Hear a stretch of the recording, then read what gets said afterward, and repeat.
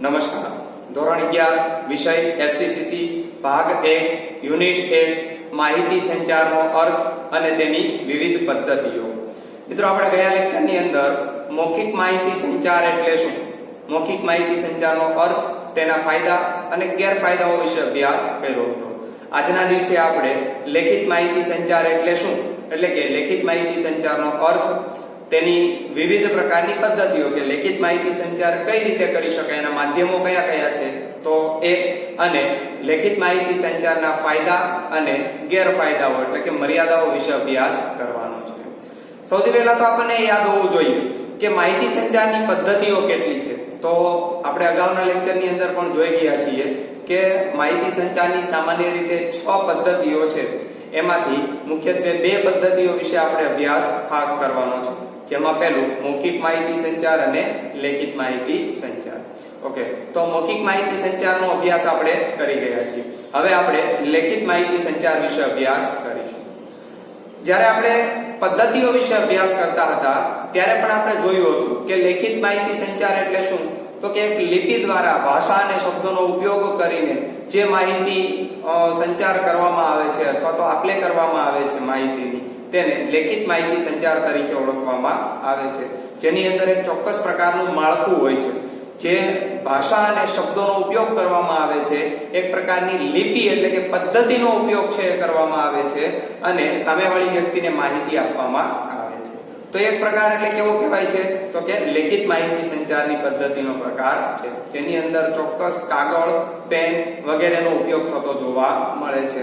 આ માહિતી સંચારની અંદર સામાન્ય રીતે લખાણ દ્વારા એક વ્યક્તિ બીજી વ્યક્તિને માહિતી આપે છે અને બીજી વ્યક્તિ પહેલી વ્યક્તિને માહિતી આપે છે. એ ચોક્કસ લખાણ દ્વારા માહિતી આપે છે, જેની અંદર કાગળ, પેન, પેન્સિલ કોઈ પણનો ઉપયોગ થઈ શકે છે. ઓકે, તો સૌથી પહેલા આપણે લેખિત માહિતી સંચાર એટલે શું તેનો અર્થ જોઈએ છીએ અને થોડીક એની પ્રાથમિક માહિતીઓ પ્રાપ્ત કરીએ છીએ. ઓકે, તો તમારા સમક્ષ છે એ લેખિત માહિતી સંચારનો અર્થ છે એ લખું છું, ધ્યાનમાં રહે. માહિતીને ભાષા, શબ્દોનો ઉપયોગ કરીને યોગ્ય લિપિમાં લખાણ દ્વારા મોકલવામાં આવે તો તેવી પદ્ધતિને લેખિત માહિતી સંચારની પદ્ધતિ કહે છે. આ મિત્રો છે ખાસ તમે લોકો છે નોંધ લેશો. લેખિત માહિતી સંચારનો અર્થ, લેખિત માહિતી સંચારનો અર્થ શું કહે છે તો કે માહિતીને ભાષા કે શબ્દોનો ઉપયોગ કરીને માહિતીને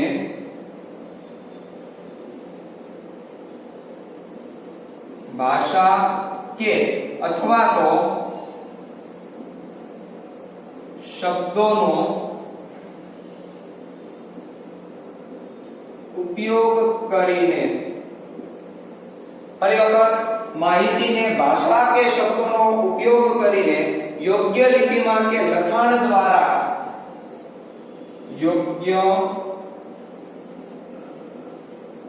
લિપિમાં કે લખાણ દ્વારા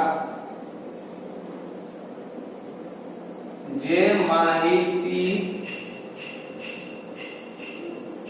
સંચાર થાય તેને લેખિત માહિતી સંચાર ની પદ્ધતિ કહે છે. ફરી વખત, લેખિત માહિતી સંચાર એટલે શું તો કે માહિતીને ભાષા કે શબ્દોનો ઉપયોગ કરીને યોગ્ય લિપિમાં કે લખાણ દ્વારા જે માહિતી સંચાર કરવામાં આવે તો તે માહિતી સંચારની પદ્ધતિને લેખિત માહિતી સંચારની પદ્ધતિ તરીકે ઓળખવામાં આવે છે. એના કેટલાક માધ્યમો છે. લેખિત માહિતી સંચાર છે કઈ રીતે થઈ શકે છે તો એના માટે કેટલાક માધ્યમો આપ્યા છે, જેની અંદર સાહિત્ય, પુસ્તકો, પત્રલેખન, હસ્તલેખ, હસ્તપ્રિન્ટ, ઈમેલ, વર્તમાનપત્રો, સામયિકો, જાહેર ખબરો વગેરે આ શું છે લેખિત માહિતી સંચારના એક પ્રકારના ઉદાહરણો છે. તો ઉદાહરણની અંદર આપણે લખી શકીએ છીએ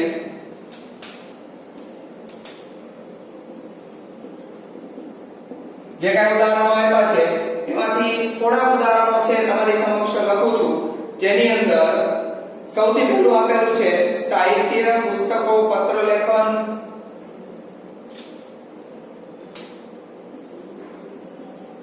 સાહિત્ય, પુસ્તકો, પત્ર લેખન, ઈમેલ, પછી આગળ લખીએ હસ્તપ્રત.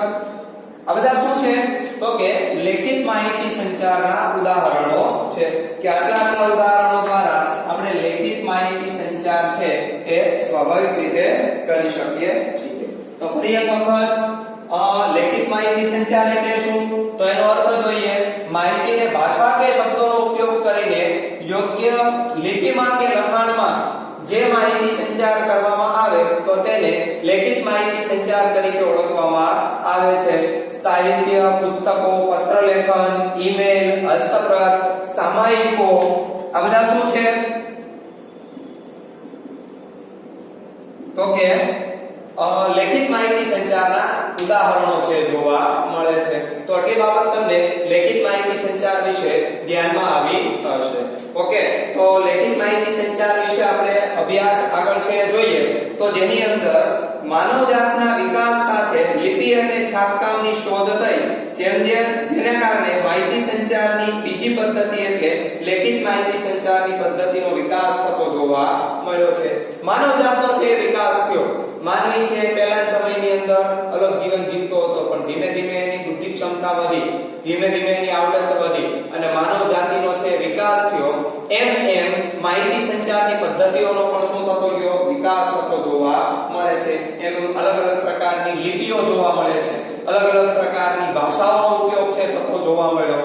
એમ સાથે ને સાથે છાપકામની પદ્ધતિ પણ વિકસાવવામાં આવી છે. એટલે માનવ જાતની વિકાસની સાથે છાપકામનો વિકાસ થતો પણ જોવા મળે છે. જેના કારણે માહિતી સંચારની બીજી પદ્ધતિ એટલે કઈ તો કે લેખિત માહિતી સંચાર. લેખિત માહિતી સંચારની પદ્ધતિ છે એનો વિકાસ થયેલો જોવા મળે છે. આ રીતનો પ્રયોગ કરી વ્યક્તિ વચ્ચે, વ્યક્તિ જૂથ વચ્ચે, જૂથ વ્યક્તિ વચ્ચે અને જૂથ વચ્ચે માહિતી સંચાર શક્ય બને છે. કોઈ એક વ્યક્તિ છે બીજી વ્યક્તિને લખાણ દ્વારા માહિતી આપે તો વ્યક્તિ વચ્ચેનો માહિતી સંચાર કેવો તો કે લેખિત માહિતી સંચાર થયો. વ્યક્તિ જૂથ વચ્ચે માહિતી સંચાર થાય શેના દ્વારા? લખાણ દ્વારા, યોગ્ય ભાષા દ્વારા, યોગ્ય એક પ્રકારના શબ્દો દ્વારા, લિપિ દ્વારા છે શું થાય છે માહિતીની આપલે કરવામાં આવે છે. તો વ્યક્તિ જૂથને માહિતી આપે, વ્યક્તિ વ્યક્તિને માહિતી આપે છે, જૂથ વ્યક્તિને માહિતી આપે છે. ઘણા બધા જૂથો ભેગા મળીને કોઈ એક વ્યક્તિને માહિતી આપતું હોય તો એ શું છે એક પ્રકારની લેખિત માહિતી સંચારનો પ્રકાર છે. પણ લખાણ દ્વારા છે, લિપિની અંદર, ભાષાની અંદર છે શું આપે છે તો કે માહિતી આપે છે. અને છેલ્લે જૂથ વચ્ચે એક જૂથ હોય સામે બીજું જૂથ હોય છે, સામે છે લખાણ દ્વારા માહિતી આપતા હોય તો એવી પદ્ધતિ એટલે કઈ પદ્ધતિ કહેવાય છે તો કે લેખિત માહિતી સંચારની પદ્ધતિ તરીકે ઓળખવામાં આવે છે. આમ ચાર બાબતો દ્વારા આવી માહિતી છે થતી જોવા મળે છે. હસ્તપ્રત, સાહિત્ય, પત્ર લેખન, ઈમેલ, વર્તમાન પત્રો, સામયિકો, જાહેર ખબરીઓ, ચોપાનિયાઓ વગેરે છે એ એક પ્રકાર શું છે ઉદાહરણો છે જેમાં અમે તમારી સમક્ષ કેટલાક ઉદાહરણો છે લખ્યા છે. આજના યુગમાં કોઈ પણ કાર્ય પદ્ધતિમાં લેખિત માહિતી સંચાર ખૂબ જ મહત્વનું અંગ છે. વાણિજ્યક સંચાર માટે તો આ પદ્ધતિને અધિકૃત ગણવામાં આવે છે. આજના સમયની અંદર જો જોઈએ, આધુનિક યુગની અંદર જોઈએ તો લેખિત માહિતી સંચાર છે એ વાણિજ્યક પત્ર વ્યવહારની ચોક્કસ ભાષા ગણવામાં આવે છે, અધિકૃત ભાષા છે ગણવામાં આવે છે, માન્ય ભાષા છે જેને આપણે કહીએ એ ભાષા છે ગણવામાં આવે છે. આ પદ્ધતિનો જ ઉપયોગ છે થતો જોવા મળે છે. એટલે કે લેખિત માહિતી સંચાર એ જ ફક્ત વાણિજ્યક પત્ર વ્યવહાર અથવા તો વાણિજ્યની અંદર છે એ પદ્ધતિ વધારે વપરાતી જોવા મળે છે. આગળ જોઈએ છીએ કે લેખિત માહિતી સંચારની પદ્ધતિ એવી પદ્ધતિ છે જેમાં માહિતીને યોગ્ય લિપિમાં ચોક્કસ શબ્દોની પસંદગી કરી સુયોજિત ક્રમમાં ગોઠવવાની પ્રક્રિયા. આ લેખિત માહિતી સંચારની પ્રક્રિયા શું છે તો કે સામાન્ય રીતે જે કઈ ભાષા છે, જે કઈ લિપિ છે એને યોગ્ય ક્રમબદ્ધ રીતે ચોક્કસ ગોઠવવાની એક પ્રકારની પદ્ધતિ છે જેને શું કહેવાય? લેખિત માહિતી સંચાર કહેવાય છે. એક લિપિની અંદર, એક ભાષાની અંદર હંમેશા માહિતીને છે લખવામાં આવે છે, ક્રમબદ્ધ લખવામાં આવે છે અને પછી જે કાંઈ માહિતી સંચાર થાય, માહિતી સંચાર એટલે શું? તો કે લેખિત માહિતી સંચાર તરીકે ઓળખવામાં આવે છે. ઓકે, તો સામાન્ય માહિતી છે આપણે પ્રાપ્ત કરી. લેખિત માહિતી સંચાર એટલે શું, તેનો અર્થ અને એના ઉદાહરણો તમને 1 માર્કની અંદર પૂછાય છે. વ્યાખ્યા પણ તમને 1 માર્કની અંદર પૂછાય છે. આ લેખિત માહિતી સંચાર એટલે શું, તેનો અર્થ જણાવી, ઉદાહરણ આપો. આ બંને વસ્તુ તમને કેટલા માર્કમાં પૂછાય? તો કે 2 માર્કની અંદર તમને પૂછાય છે. ઓકે, તો સામાન્ય રીતે આ જે માહિતી લખી છે તે વ્યાખ્યા અને ઉદાહરણ તમે પોતાની બુકની અંદર નોંધી લો.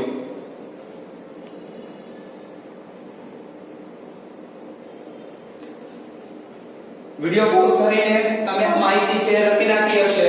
હવે આપણે જોઈએ છીએ લેખિત માહિતી સંચારના ફાયદાઓ. લેખિત માહિતી સંચાર કરીએ તો આપણને શું ફાયદો રહેલો છે? તો એના માટે કેટલાક મુદ્દાઓ છે આપણે તારવવાના છે જે તમને બુક્સ ની અંદર પણ આપેલા છે. ટૂંકમાં હું અહીંયા લખતો જાય, સાથે તમે ટૂંકમાં છે લખતા જાજો અને પાકી નોટ ની અંદર છે જ્યારે લખવાનું કહું ત્યારે આ મુદ્દો છે આપણે લખવાનો થશે. ઓકે, તો આ માહિતી છે સૌથી પહેલા ઇરેઝ કરી નાખીએ. આપણી ભાષામાં કહે તો ભૂલી નાખીએ. નવો ટોપિક, લેખિત માહિતી સંચારના ફાયદા જણાવો. ઓકે, તમને સમજાવો એમાં કોઈ દિવસ નહીં પૂછે. શેમાં હશે? તો કે જણાવોની અંદર હશે. ઓકે, તો 2 પાર્ટ છે પાડી દઈએ. સૌથી પહેલા ટોપિક નું નામ લખીએ છીએ.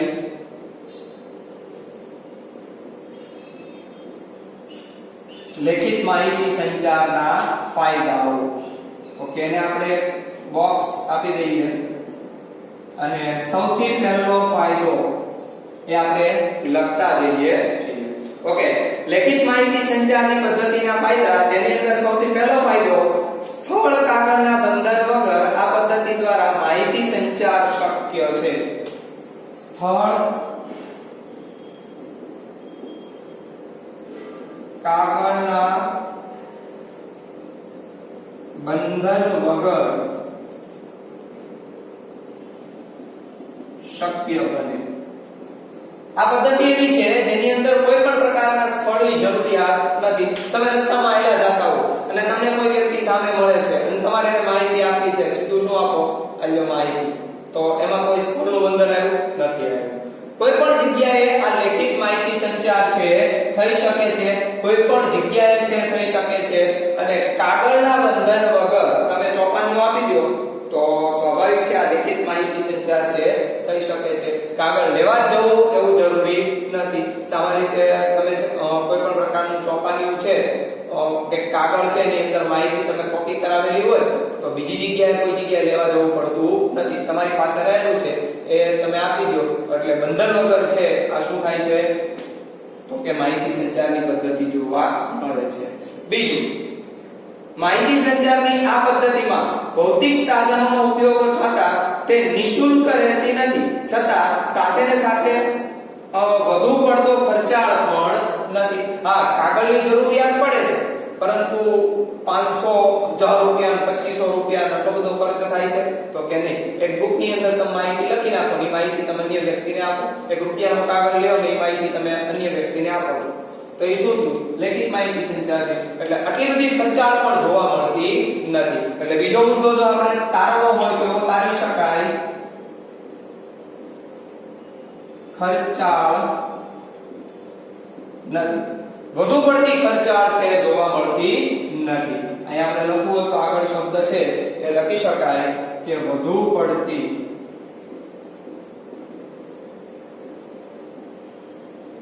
ખર્ચાળ નથી. નતર અન્ય પદ્ધતિઓ કેવી છે? બહુ વધારે પડતી ખર્ચાળ છે. તો આ જે લેખિત માહિતી સંચાર છે વધુ પડતી ખર્ચાળ જોવા મળતી નથી. ઓકે, એના પછી ત્રીજો મુદ્દો, માહિતીની ક્રમબદ્ધ વ્યવસ્થિત જાળવણી તથા સાચવણી શક્ય બને છે. ત્રીજો મુદ્દો છે આપણે તારવો હોય તો તારવી શકાય. યોગ્ય અથવા તો બીજો શબ્દ આપેલો છે વ્યવસ્થિત.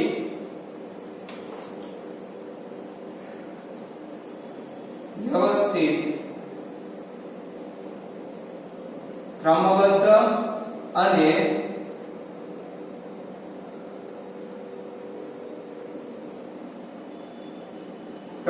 જાળવણી શક્ય બને. ક્રમમાં છે આને જાળવવું હોય, સાચવી રાખવું હોય તો એ આપણે સાચવી રાખી શકીએ છીએ.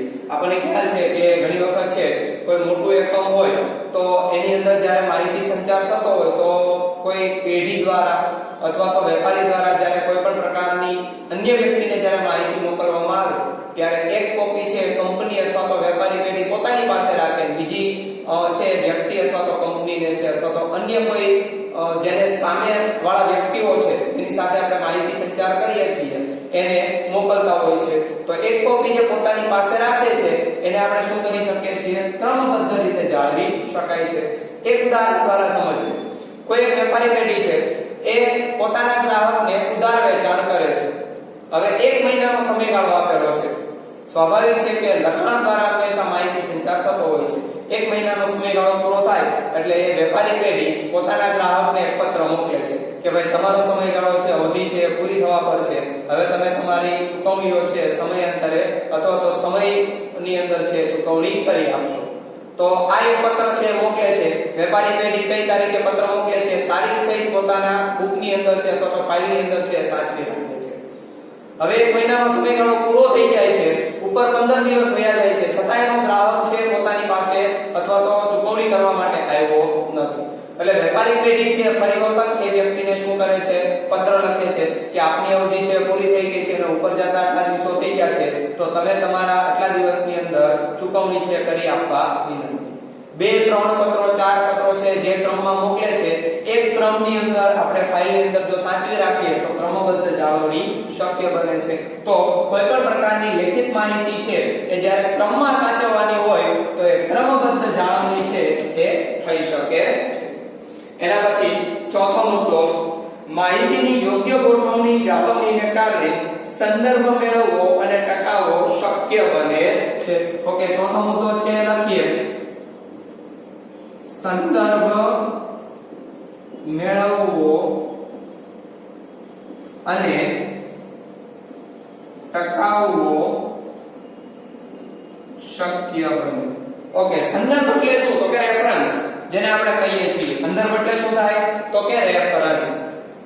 ધારો કે એ વ્યક્તિ જે કઈ હમણાં મેં ઉદાહરણ આપ્યું કે ભાઈ ગ્રાહક છે ચૂકવણી કરી નથી તો એ ગ્રાહક કોની પાસેથી અથવા તો કોનો રેફરન્સ લઈને આવી હતી જેથી કરીને આપણે ઉધાર વેચાણ કર્યું છે અથવા તો વેપારી પેઢીએ ઉધાર વેચાણ કર્યું છે તો એ રેફરન્સ જો આપણે સાચવવો હોય તો એ સાચવી શકીએ છીએ કે ભાઈ મેં તમને એટલા છે પત્ર લખ્યા છે, ગ્રાહક દાવો કરે કે એટલા પત્ર મને મળ્યા જ નથી તો આપણે રેફરન્સ તરીકે પત્રનો જે કઈ માહિતી આપી છે અથવા તો લિખિત માહિતી આપી છે તો એ ઉપયોગમાં આપણે લઈ શકીએ છીએ કે સંદર્ભ છે આપણે મેળવી શકીએ છીએ અને લાંબા સમયગાળા સુધી શું બને તો કે ટકાવી રાખવો એ શક્ય બને છે. તો હમણાં કીધું એમ કે ક્રમબદ્ધ જાળવી શકાય, એ સંદર્ભ મેળવી પણ શકાય છે અને લાંબા સમયગાળા સુધી ટકાવી પણ શકાય છે.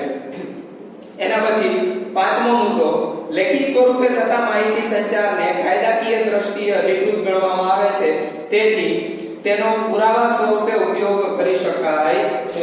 પાંચમો મુદ્દો, પુરાવા સ્વરૂપે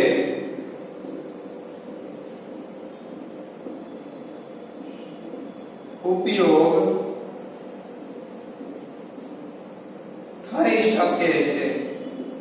સ્વાભાવિક છે ને આપણી પાસે લેખિત પુરાવો હોય તો આપણે એનો ઉપયોગ છે સરળતાથી કરી શકીએ છીએ એટલે કહેવામાં આવ્યું છે કે પુરાવા સ્વરૂપે ઉપયોગ છે એ થઈ શકે છે. જો ગ્રાહક એમ કહે કે મને કોઈ પત્ર મળ્યા નથી તો વેપારી એમ કહે ભાઈ મેં તમને એટલા પત્રો તો આપેલા છે તો સ્વાભાવિક છે ને સાબિતી હોવી જોઈએ તો વેપારી પેઢી જે પોતાની ફાઇલની અંદર એ પત્ર જો મોકલેલો હોય માહિતી એની પાસે સાચવેલી હોય તો એનો પુરાવા તરીકે આપણે ઉપયોગ પણ કરી શકીએ છીએ જેથી કરીને આવી લેખિત માહિતી છે એ એક પ્રકારનો દસ્તાવેજ છે ગણવામાં આવે છે. પુરાવા સ્વરૂપે છે ઉપયોગ છે એનો કરી શકાય છે. શેનો? તો કે લેખિત માહિતીનો કે આ મેં પત્રો મોકલેલા છે, આવી પ્રકારની માહિતીઓ મોકલેલી છે તો એ પ્રકારની સાબિતી માટે પણ એનો ઉપયોગ કરી શકાય છે.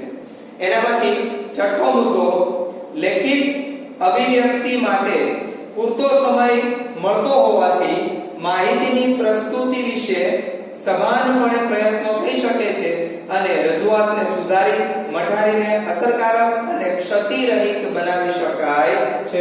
અહીંયા આપણે ટૂંકમાં જો આપણે લખવું હોય તો એ પ્રકારની માહિતી આપણે લખી શકીએ છીએ કે કોઈ પણ પ્રકારની ભૂલ હોય, ક્ષતિ હોય તો સુધારો કરી લખી શકાય છે. માહિતીને અસરકારક અને ક્ષતિરહિત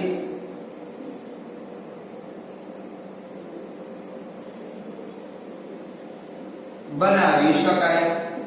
ઘણી વખત મૌખિક માહિતી સંચાર કરતા હોય તો કેવું થાય કે વ્યક્તિ બોલે છે ને ઓલો સાંભળે છે, સાંભળનારને જો ધ્યાનમાં આવે તો એ કહેશે કે આ તમારી ભૂલ છે, તો બોલનાર વ્યક્તિ એમ કહેશે કે નહીં મારી કોઈ ભૂલ છે જ નહીં, તો એ શું થયું, તો એને આપણે મઠારી શકાતું નથી. રેકોર્ડિંગ કર્યું હોય તો એને આપણે સંભળાવી શકાય, રેકોર્ડ નથી કર્યું તો આપણે એને સંભળાવી શકતા નથી. પરંતુ લેખિત સ્વરૂપ કેવું છે તો કે એને સાચવી શકાય છે, લાંબા ગાળા સુધી સાચવી શકાય છે. તો લેખિત માહિતી છે એ લખ્યા પછી માહિતી આપતી વખતે જો કોઈ પણ પ્રકારની ભૂલ એની અંદર રહી હોય, કોઈ પણ પ્રકારની ક્ષતિ રહી હોય તો એને દૂર કરી શકાય છે, વાક્ય રચના સુધારી શકાય છે, જેથી કરીને આવી માહિતી કેવી બને તો કે અસરકારક બને છે અને ભૂલ કોઈ રહેતી નથી એટલે ક્ષતિરહિત બને છે અને ક્ષતિરહિત માહિતી છે આપણે બનાવી શકાય છે. કેવી તો કે લેખિત માહિતી સંચાર. બરોબર, તો લખેલું હશે તો જ એની અંદર સુધારો થઈ શકે છે. જો લખેલું હોતું નથી, બોલેલું હોય તો એમાં કોઈ સુધારો કરી શકાતો નથી. એટલે લખનારને છે લાંબો સમયગાળો છે લખવા માટે મળે છે. જો કોઈ ક્ષતિ રહી હોય, કોઈ પણ પ્રકારની ભૂલ હોય તે ભૂલ દૂર કરીને ક્ષતિરહિત અને એ માહિતી છે અસરકારક બનાવી શકાય છે.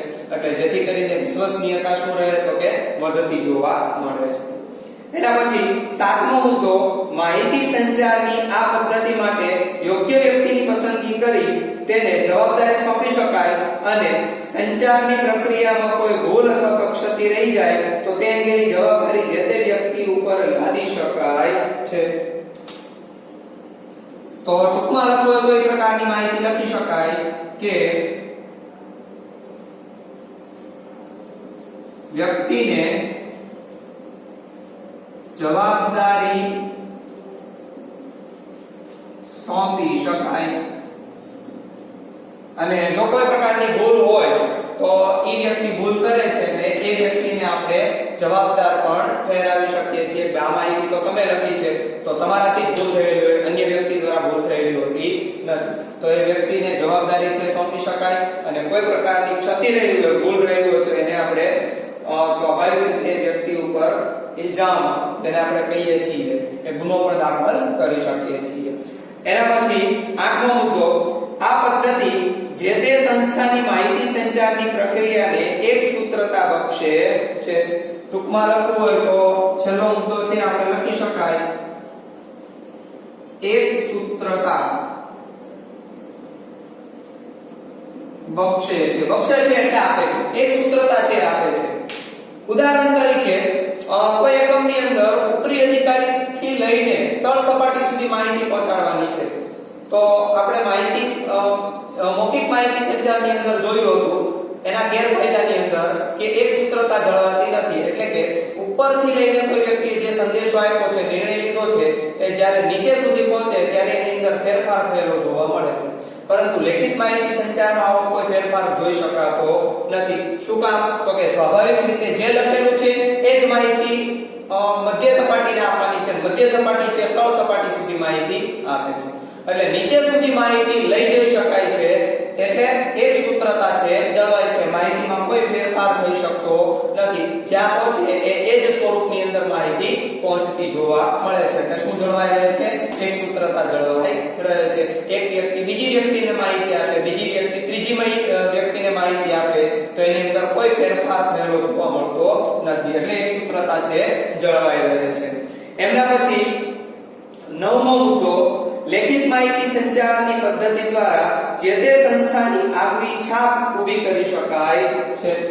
નવમો મુદ્દો જો ટૂંકમાં લખવો હોય તો લખી શકાય આગવી છાપ ઊભી કરી શકાય છે. છાપ ઊભી કરી શકાય. જે પ્રમાણે ભાષા શબ્દો વાપરેલા હોય લખાણની અંદર એના દ્વારા વ્યક્તિની છાપ ઊભી થતી જોવા મળે. કોઈ વ્યક્તિ છે એ વ્યવસ્થિત ક્યારે લાગે તો કે એની ભાષા દ્વારા, એના લખાણ દ્વારા, એની વાણી દ્વારા છે શું લાગે વ્યક્તિ વ્યવસ્થિત લાગે છે.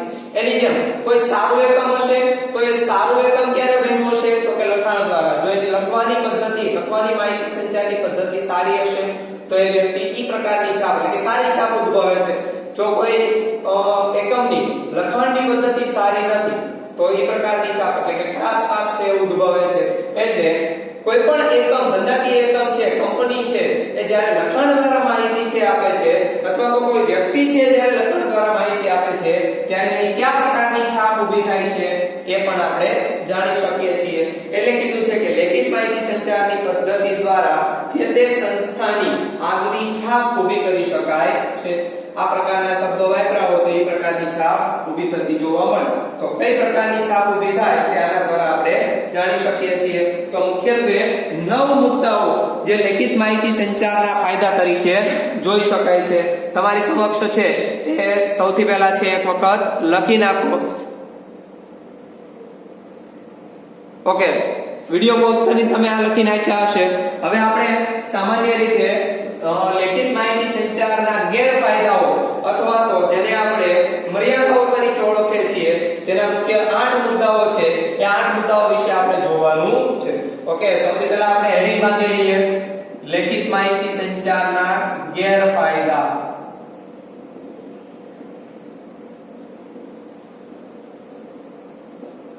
અથવા તો એનું બીજું નામ છે મર્યાદા. ઓકે, એક પછી એક મર્યાદાઓ છે એમની જોઈએ છીએ. સૌથી પહેલો મુદ્દો, માહિતીની લેખિત અભિવ્યક્તિ કમસે કમ પેન અને કાગળ જેવા સાધનના ઉપકરણ વગર શક્ય નથી. માટે આ પદ્ધતિ કેટલેક અંશે કેવી છે? ખર્ચાળ છે. હમણાં આપણે જોયું ને કે વધુ પડતી ખર્ચાળ નથી. હા, કાગળ અને પેન તો એની અંદર શું થાય?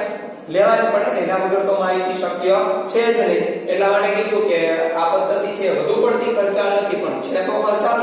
તો પહેલો એનો ગેરફાયદો શું રહેલો છે માહિતીનો? કે આ પદ્ધતિ કેવી છે? ખર્ચાળ છે. કેવી છે? ખર્ચાળ છે. પેન લેવા જાવ તો 2 રૂપિયાની 3 રૂપિયાની, અત્યારે 2 રૂપિયાની પેન મળતી નથી ને, હવે તો 3 રૂપિયા થઈ ગયા. એટલે આ પદ્ધતિ કેવી છે? ખર્ચાળ છે. કાગળ લેવા જાવ તો ચોપડો લેવો પડે અથવા તો વ્હાઈટ પેન લેવા જાવ તો 1 રૂપિયાનું કાગળ આવે. તો કેવી છે આ પદ્ધતિ? એની અંદર ખર્ચ છે એ કરવો પડે છે. એટલા માટે લેખિત માહિતી સંચારની પદ્ધતિ કેવી છે? ખર્ચાળ છે ગણવામાં આવે છે. બીજું, આધુનિક લેખિત સંચાર એટલે કે લેખિત માહિતી સંચાર માટે સાધનો યંત્રો જરૂરી છે. તેથી તેમની ખરીદી અને જાળવણી ની જવાબદારી ઊભી થાય છે. તો આ મુદ્દો છે ટૂંકમાં લખો હોય તો પહેલા લખી શકાય સાધન યંત્ર ખરીદવા પડે અને જવાબદારી સોંપવી પડે. મૌખિક માહિતી સંચારમાં કેવું હતું? એક વ્યક્તિ અન્ય વ્યક્તિને માહિતી આપી દે એટલે વ્યક્તિ શું થઈ ગયો? છૂટો થઈ ગયો. હવે એને કોઈને માહિતી આપવાની નથી. હવે જેનો કોઈ માહિતી સાંભળી એ વ્યક્તિ શું કરશે? બીજી વ્યક્તિને માહિતી આપે છે. પરંતુ લેખિત માહિતી સંચારની અંદર શું છે? તો કે સાધનો ખરીદવા પડે, યંત્રો છે ખરીદવા પડે. ઉદાહરણ તરીકે લેખિત માહિતી સંચારની અંદર પેન છે ખરીદો છો, કાગળ ખરીદો છો તો અન્ય વ્યક્તિને શું આપવી પડે છે? જવાબદારી સોંપવી પડે કે જો કોઈ આની અંદર સુધારો કરવો હોય તું કરજે, જો કોઈ આની અંદર લખાણમાં ફેરફાર કરવો હોય તું કરજે. તો એ શું થયું? તો કે એક પ્રકારની જવાબદારી છે સોંપવી પડે છે. એના માટે અલગ વ્યક્તિની નિમણૂક કરવામાં આવે છે અને નિમણૂક કર્યા પછી એને જવાબદારી સોંપવામાં આવે છે. એટલે સાધનો અને યંત્રો ખરીદવા પડે છે અને સાધન યંત્ર છે એ સાચવવા માટે એ વ્યક્તિને શું આપવી પડે? જવાબદારી સોંપવી પડે છે. ત્રીજું, લેખિત પદ્ધતિ દ્વારા વિચારોની આયોજનપૂર્વકની રજૂઆત માનવીય કલાકો માંગી લે છે. આ વધુ સમય ખર્ચાળ છે. જ્યારે કોઈ પણ પ્રકારની માહિતી આપણે અન્ય વ્યક્તિને આપતા હોય છે ત્યારે લેખિત માહિતી સંચારમાં લખવું પડે. લખ્યા પછી વ્યક્તિને માહિતી આપવી પડે છે. સામેવાળી વ્યક્તિને સમજાય છે કે નથી સમજાતું ત્યાં સુધી વ્યક્તિ છે ઊભો રહે છે. તો સમય કેવો છે? વધારે જાય છે. એટલા માટે આની અંદર કહેવામાં આવ્યું છે કે લેખિત માહિતી સંચારની પદ્ધતિમાં સમય વધુ ખર્ચાય છે. લેખિત માહિતી સંચારની પદ્ધતિમાં શું થાય છે? સમય વધુ ખર્ચાય છે. અહીંયા એક મુદ્દો આપણે લખી નાખીએ છીએ.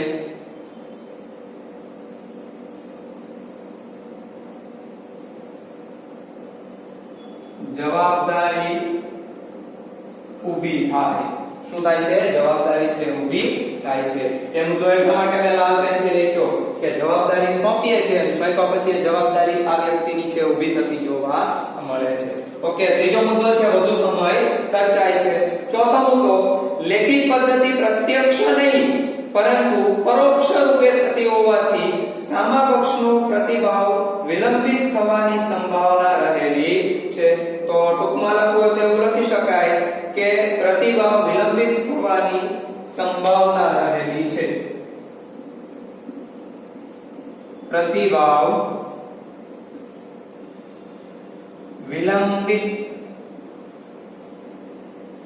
થવાની સંભાવના રહેલી. સ્વાભાવિક છે ને કે વ્યક્તિને સૌથી પહેલા આપણે લખાણ સ્વરૂપ છે આપીએ છીએ એટલે લખવામાં સમય જાય છે. એ વ્યક્તિને આપીએ છીએ, આપ્યા પછી એ વ્યક્તિ વાંચે છે એટલે વાંચે ત્યાં સુધી વ્યક્તિ શું કરે છે? રાહ જોવે છે. રાહ જોયા પછી આપણે એ વ્યક્તિને ઘણી વખત માહિતી સમજાવી છે. જો લાંબી માહિતી હોય તો એ વ્યક્તિ સમજવામાં શું પડે? મુશ્કેલી પડે છે. તો લાંબી માહિતી છે સમજવામાં મુશ્કેલી પડે છે. એ મુશ્કેલી પડે છે એટલે એને પ્રતિભાવ આપી શકતો નથી. પ્રતિભાવ આપો એટલે એક પ્રકારનો શું આપો? જવાબ આપો. તો વાંચનાર વ્યક્તિ, જે માહિતી મેળવનાર વ્યક્તિ છે, એ પ્રતિભાવ આપી શકતો નથી એટલે એની અંદર શું આવે છે? વિલંબ આવે છે. પ્રતિભાવ ન આપી શકે એટલે પ્રતિભાવ આપવામાં શું રહે છે? જવાબ આપવામાં વિલંબ રહે છે. તો વિલંબની સંભાવના છે થતી જોવા મળે છે. એના પછી પાંચમો મુદ્દો ઉપયુક્ત સંજોગોમાં માહિતી સંચારની પ્રક્રિયાની સફળતાપૂર્વકની પૂર્વતા વિશે પ્રશ્નો સર્જાય છે. તો ટૂંકમાં લખવું હોય તો લખી શકાય કે સફળતાપૂર્વકની પૂર્ણતા વિશે પ્રશ્નો સર્જાય છે.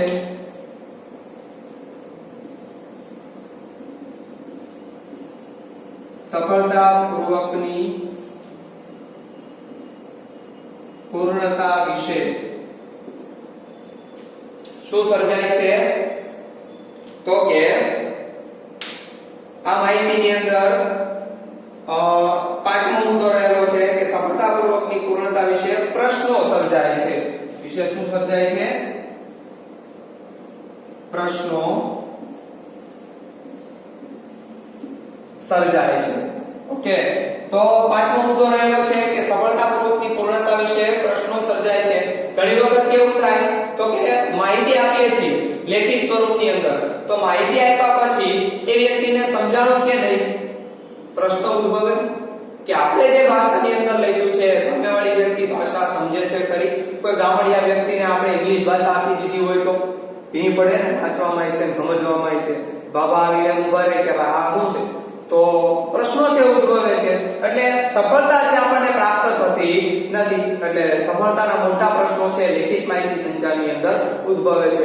સામેવાળી વ્યક્તિ ભાષા જાણે છે કે નહીં? સામેવાળી વ્યક્તિ એ ભાષા સમજી શકે છે કે નહીં? સામેવાળી વ્યક્તિ છે એને એ માહિતી સમજાય છે કે નહીં?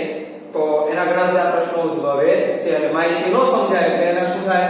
પ્રશ્નો ઉદ્ભવે છે. સફળતાપૂર્વકની પૂર્ણતા વિશે પ્રશ્નો ઉદ્ભવતા જોવા મળે છે. એટલે પાંચમો મુદ્દો છે. એના પછી છઠ્ઠો મુદ્દો બોલનાર મોકલનારની સમજ ભાષા તથા રજૂઆતની પકડ તથા સચોટતા ઉપર સફળતાનો આધાર રહેલો છે. મિત્રો આ છઠ્ઠો મુદ્દો છે, ખાસ ટીક માર્ક કરજો. લેખિત માહિતી સંચારની સફળતાનો આધાર શેના પર રહેલો છે? તો કે મોકલનારની સમજ ભાષા અને રજૂઆતની પકડ તથા સચોટતા ઉપર તેનો આધાર રહેલો છે. જો વ્યક્તિને બોલતા ન આવડતું હોય તો, વ્યક્તિને લખતા ન આવડતું હોય તો, એ યોગ્ય ભાષાનો ઉપયોગ કરી પણ ન શકતો હોય તો સ્વાભાવિક રીતે છે આ લેખિત માહિતી સંચાર કેવું બને છે?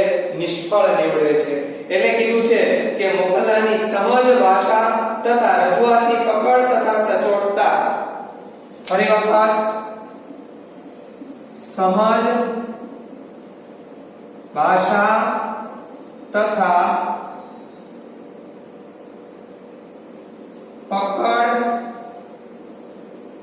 અને પકડ એટલે ઓલું પકડ આપણે જે કહીએ છીએ એ પકડ નહીં, પકડ એટલે ભાષાની પકડ કીધી છે, રજૂઆતની પકડ કીધી છે, અને સચોટતા પર અને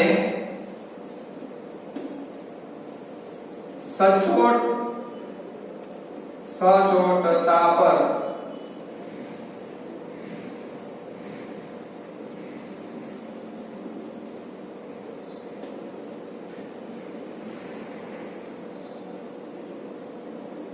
ઓકે, રજૂઆતની પકડ, ભાષા, સમજ અને સચોટતા પર હંમેશા સફળતાનો આધાર રહેલો છે. અહીં આગળ લખીએ સફળતાનો આધાર છે. એટલે જો વ્યક્તિ સમજાવી ન શકતો હોય, એને ભાષા એક પ્રકારની ન જાણતો હોય, તો વ્યક્તિ છે માહિતી સંચાર કરી શકતો નથી. માહિતી સંચાર ન થાય એટલે નિષ્ફળ નીવડે છે. તો જો સમજ હોય, ભાષા એને એક પ્રકારની આવડતી હોય, સ્વાભાવિક રીતે રજૂઆતની પકડ હોય, રજૂઆત કેવી રીતે કરવી, યોગ્ય રજૂઆત ન હોય તો ન પણ સમજાય. પણ રજૂઆત છે જો યોગ્ય પ્રકારની કરવામાં આવે તો સ્વાભાવિક રીતે સામેવાળી વ્યક્તિને સમજાવી શકાય છે, અને તો જ આપણે સફળતા છે મેળવી શકીએ છીએ, નહીતર સફળતા છે પ્રાપ્ત થઈ શકતી નથી. એટલે સમજ હશે, ભાષા હશે, રજૂઆતની યોગ્ય પકડ હશે, સચોટતા હશે, એટલે ચોક્કસતા હશે, તો જ હંમેશા સફળતા પ્રાપ્ત થવાની છે. નહીતર લેખિત માહિતી સંચારની સફળતા આપણને પ્રાપ્ત થવાની નથી. એના પછી 7મો મુદ્દો, લેખિત સંદેશા વ્યવહાર પત્ર દ્વારા થતો હોવાથી સમય તો માગે છે. હંમેશા લેખિત માહિતી સંચાર શેના દ્વારા થાય છે? પત્રો દ્વારા. અને પત્રો લખતા આપણે હજી આવડતા ન હોય, ઘણી વ્યક્તિઓને આવડે છે, ઘણી વ્યક્તિને ન આવડતા હોય, પણ લખતા શું તો કે આવડવું જોઈએ. બીજી વાત, લખીએ છીએ એટલે સમય શું થાય છે? બગડે છે. એટલે કહી શકાય કે સમય બગડે છે. ઓકે, તો લેખિત માહિતી સંચાર છે પત્ર દ્વારા થતો હોય છે. એક વ્યક્તિ બીજી વ્યક્તિને પત્ર દ્વારા હંમેશા માહિતી આપતો હોય છે. પત્ર લખવા માટે સ્વાભાવિક રીતે સમય છે બગડતો હોય છે. એટલે આ પદ્ધતિનો મુખ્ય ગેરફાયદો એ પણ છે કે સમય શું થાય છે? બગડતો જોવા મળે છે. એના પછી 8મો મુદ્દો, લેખિત માહિતી સંચાર માટે બંને પક્ષે સાક્ષરતા અથવા અક્ષર જ્ઞાન હોવું અનિવાર્ય છે. મોટામાં મોટી મર્યાદા અક્ષર જ્ઞાન.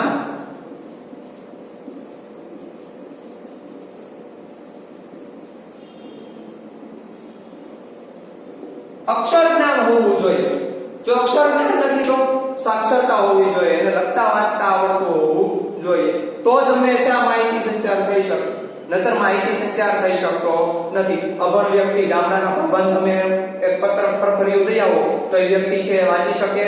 ન વાંચી શકે. તેમને અક્ષર જ્ઞાન નથી, એનામાં સાક્ષરતા નથી. અક્ષર જ્ઞાન નથી તો જ તો એ વ્યક્તિ છે આ માહિતી સંચાર કરી શકતો નથી. જો અક્ષર જ્ઞાન હશે તો જ હંમેશા લેખિત માહિતી સંચાર થઈ શકે છે. એટલે 8મો મુદ્દો છે કે અક્ષર જ્ઞાન હોવું જરૂરી છે. એમના પછી આ જે ગેરફાયદાઓ છે એ આપણા અહીં પૂર્ણ થાય છે. એટલે લેખિત માહિતી સંચારના ફાયદા અને ગેરફાયદાઓ જે આપણે અહીંયા વિડિયો પોઝ કરીને તમે લોકો આ માહિતી પહેલા તો લખી નાખો.